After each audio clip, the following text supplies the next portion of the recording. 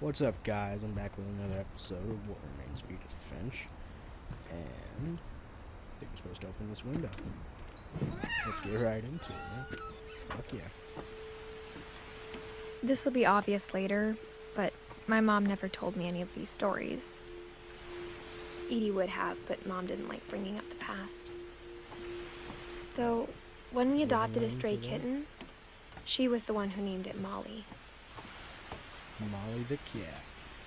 Alright, this is Edie's room. Let's get it. I spent a lot of time in Great-Grandma Edie's room. She was on oxygen. Louis died a week before we left, but Edie had already started to memorialize him. Her room was like a museum. I'm gonna wait to do that. There's more in here. Edie gave a big interview about a mole man living under the Finch house. My mom was furious. I hadn't thought of myself as Edith Jr. for a long, long time. Edith Jr. 72-year-old woman refuses to evacuate because of a little forest fire. One summer, they evacuated the island, but Edie refused to go. For a few weeks, she was a celebrity. Edie won't go. When Edie told people Sven was killed by a dragon, she could also have said he was building a dragon-shaped slide that collapsed. She could have, but she didn't.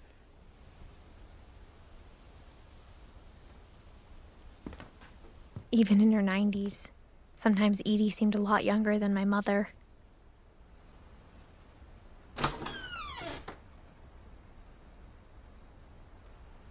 That's a bad fucking idea. Why would you ever fucking carpet your bathroom? Oh no. That's asking for more. The only trace Grandpa Sam's first wife, Kay, left on the house was the pink bathroom. It was a pretty big trace. No, this is wrong. Y'all need to get rid of that shit right now. There's a secret in this bathroom by Sven and Edie Finch. There's a secret in this bathroom.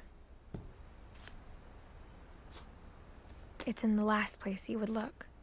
It isn't in the cupboard. It's hidden in this book.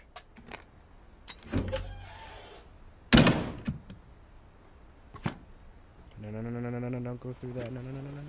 Fuck.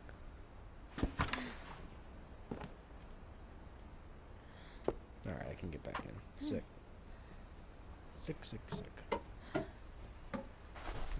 door's closed up. Let's do it. Can't look. Alright, let's go do Odin's thing real quick. I like that name, Odin. For 500 years, the Finches have been famous throughout Norway for their fortune and misfortune.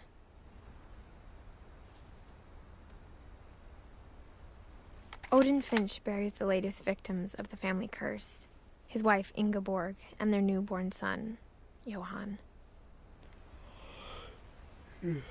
On January 7th, 1937, he set sail with his family and his house, hoping to leave the curse behind.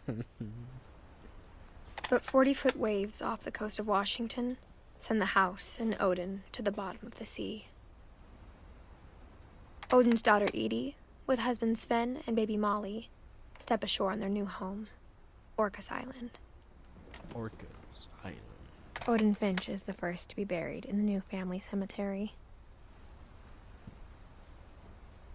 His daughter Edie is already dreaming of a new Finch house. In this living room. Alright, badass. Whatever's wrong with this family, it goes back a long ways.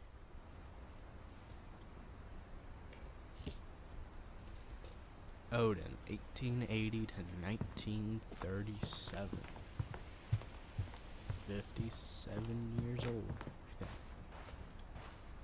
Alright, let's get it.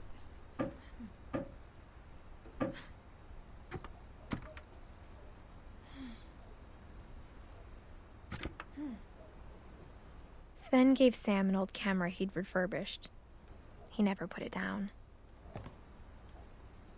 What the fuck is there a dark room just in the walls for? A big ass house. From the paintings on the wall, it was clear my brother Milton had been here before me. You think there'd be a more convenient place to put it? Maybe not if this is his room. I guess it makes sense.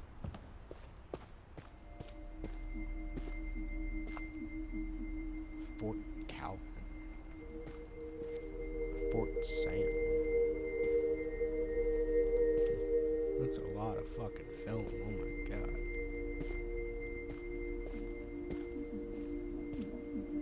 Alright, I'm not seeing anything interactable in here. I knew Grandpa Sam had a twin.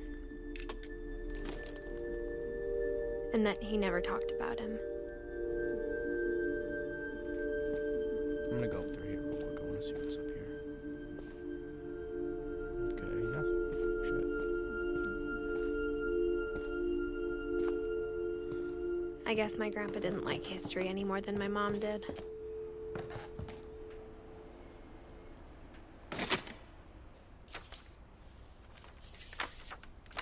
How I Want to Remember My Brother by Sam Finch. The thing I remember is that when he made up his mind, that was it.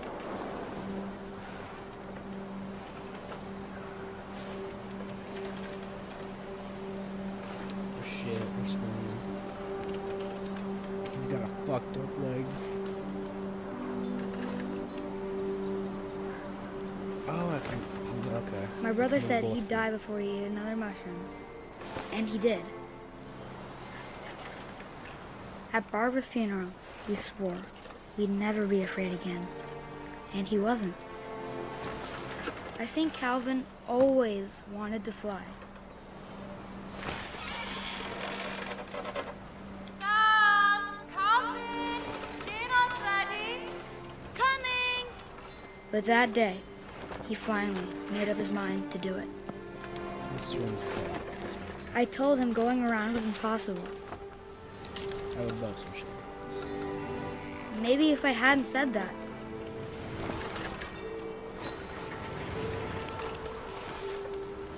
Calvin! I'm not gonna tell you again! Maybe if the wind hadn't picked up. Then maybe he'd still be here. But I doubt it. I always wondered if that's I think he'd possible. already made up his mind. That's what I want to remember about my brother.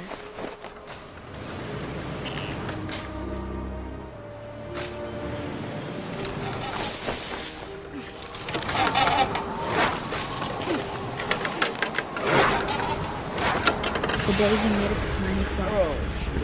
And he did.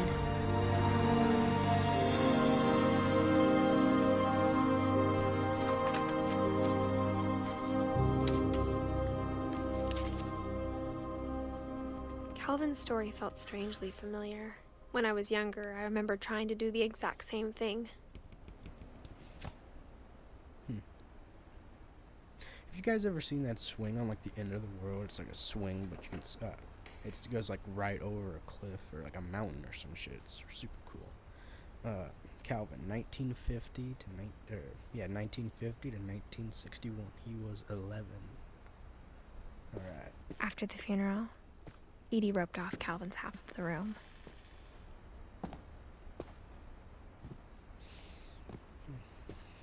Mom said Grandpa Sam enlisted at 18 and never set foot in the room again.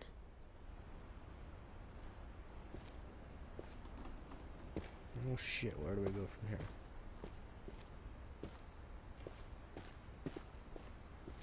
Oh. Makes sense.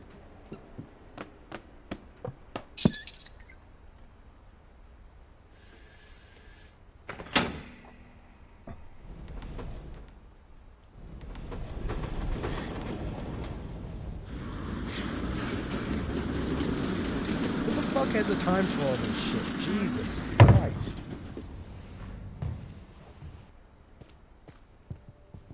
The passages were a pretty tight fit. They'd obviously been built for smaller hands and bellies.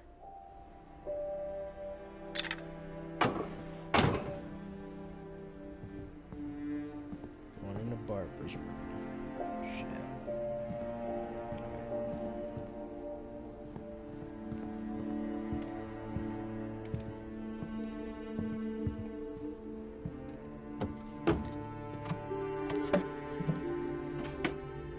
Growing up, I always thought of Barbara as a child star. My friend Bigfoot introducing Barbara Finch.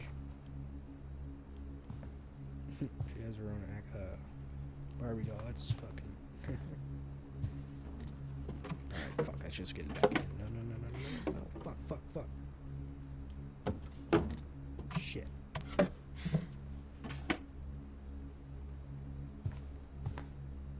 need to stop swearing so much. I never thought about how hard it must have been for her afterwards. The dreadful stories. Rotten birthday cake, okay. Alright, I think that's it. Yeah. Let's get it. Barbara Finch. Of all the stories people wrote about Barbara's death, I'm surprised Edie saved this one.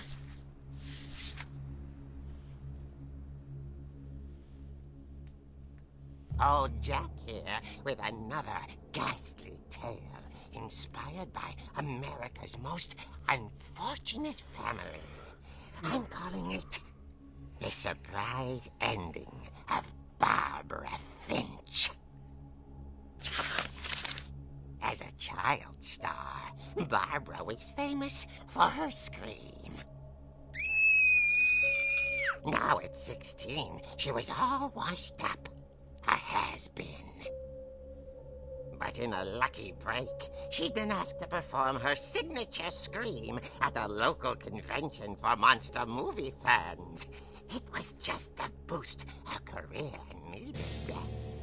Unfortunately, her scream hadn't aged well.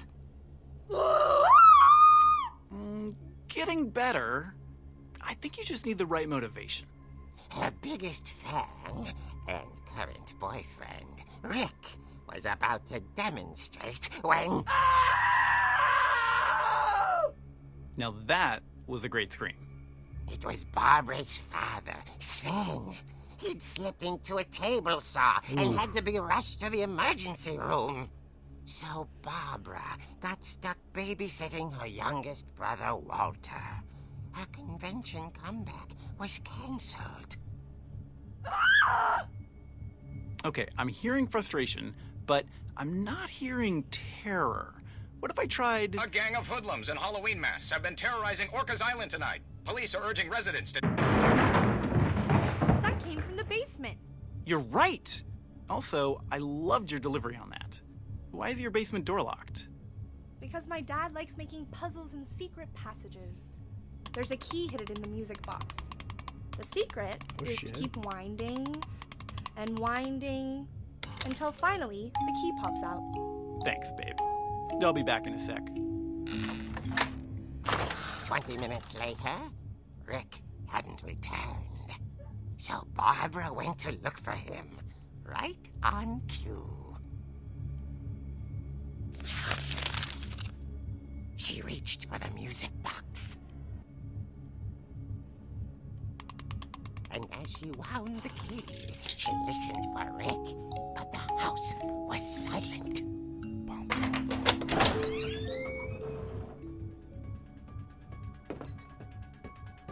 I dig the music.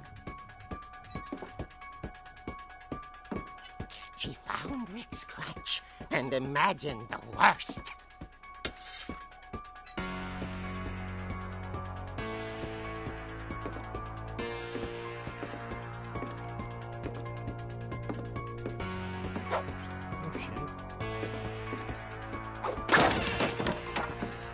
The gang's leader is the infamous Hookman killer, Dr. Carl Hamill, who impaled and then ate his family 10 years ago tonight.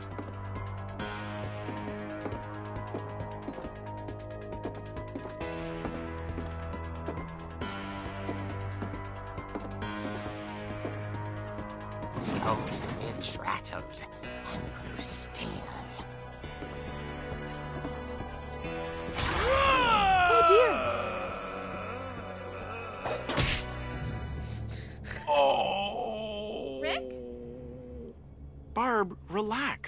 was just trying to scare you to help you find your scream. Well, I'm not scared, Rick.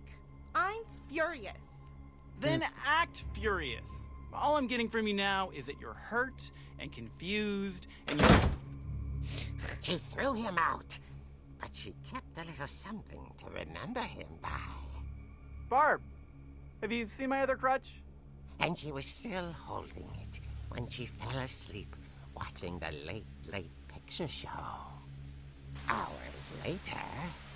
Barbara! Walter, what's going on up there? Ah! Okay, I'm coming up, but if this is a trick, you're dead, Walter. That felt good.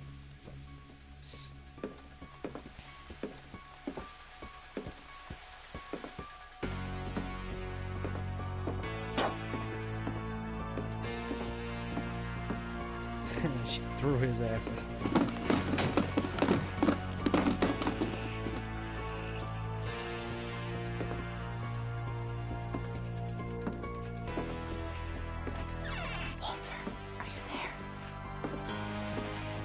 Walter had vanished, but his bedside radio was still on.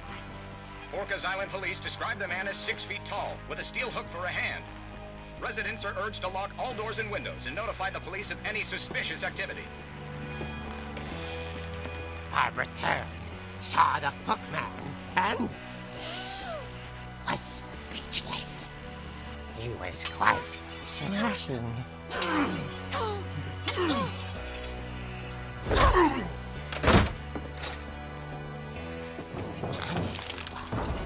He couldn't get enough of Barbara. Okay, Barbara, there's gotta be another way out of here. That night, she played her part beautifully. I really do dig the Halloween musical. That's awesome.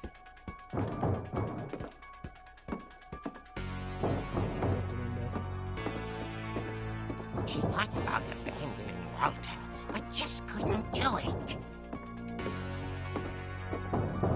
Molly's door hadn't been opened in years.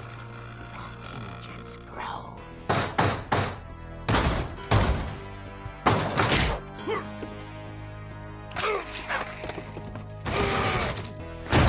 He wasn't moving, but she sensed the story might not be over yet.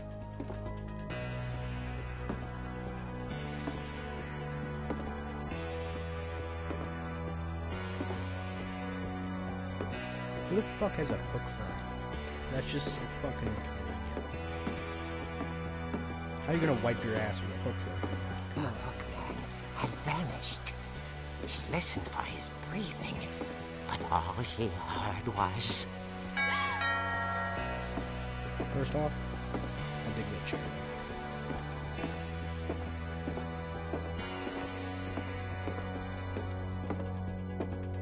Someone at the door was dying to speak to young Barbara.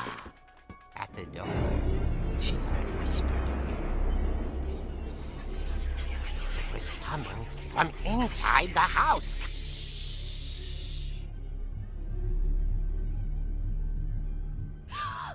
Oh dear. Oh dear. That's her only reaction. The monsters had come to surprise her. For Barbara, it was a dream come true. Then she saw what kind of monsters they were, and she realized what was about to happen. She was going to be famous. And with her final breath, Barbara Finch gave the performance of her life.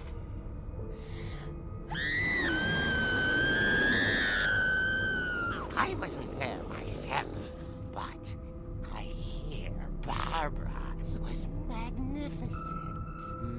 Poor girl. She had a taste for stardom. But unfortunately, so did her fans. Of course, the police blamed it all on poor Rick, who disappeared the same night. And little Walter? hiding under his bed the whole time. He took it all pretty hard, but that's another story. As for Barbara, tucked inside the music box is all they ever found of her. Her ear. Now that's what I call a real eerie tale.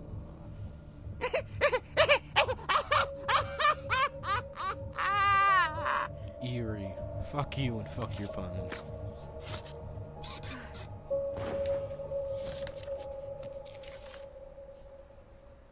Edie told me all Barbara wanted was to be remembered, as absurd as that comic was. Maybe what Edie saw was a happy ending. Alright, that was Barbara Finch from 1944 to 1960. 16 years old when she died. Alright, I don't know if I should end the episode here. I'll keep it going for a little bit longer. Why not? A little bit of a longer episode for you guys. I guess now I know why Mom didn't like me playing with the music box. Might find the key. Alright, let's get it.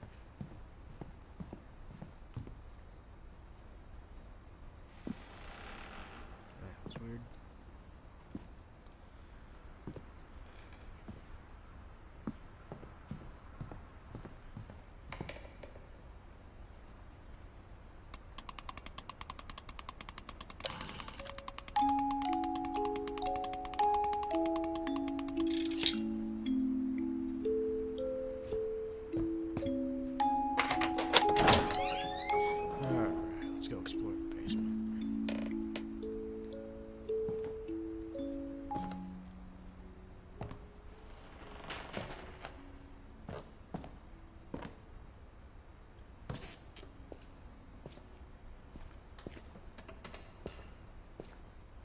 I dig this whole house, man. This whole house is just beautiful in a really weird way.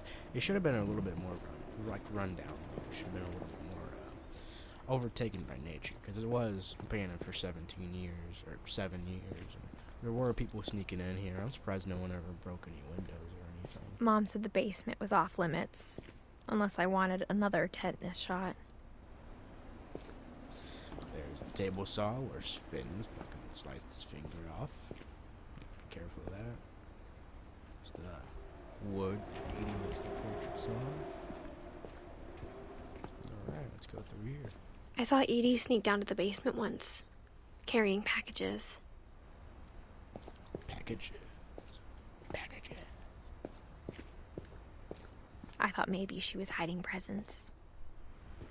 Ooh, what's in the fridge? It turned out she was hiding a lot more than that. That's not normal.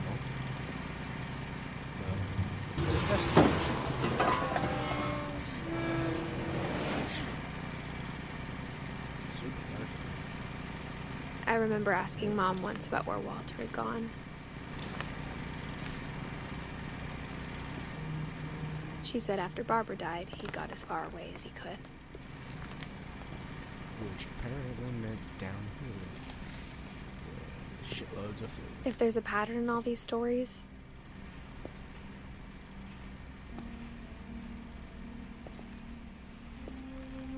I think it's that none of us has gotten very far.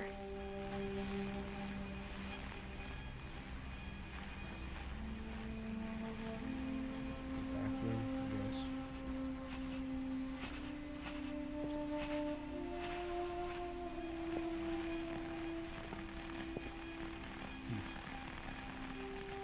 Like model trains. That's cool. A little bit of a library down here.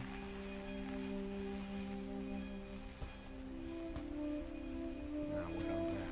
Actually, I'm gonna end the episode off right here. I will see you guys tomorrow with more of What Remains of Edith Finch. I am loving this game, and I hope you are too.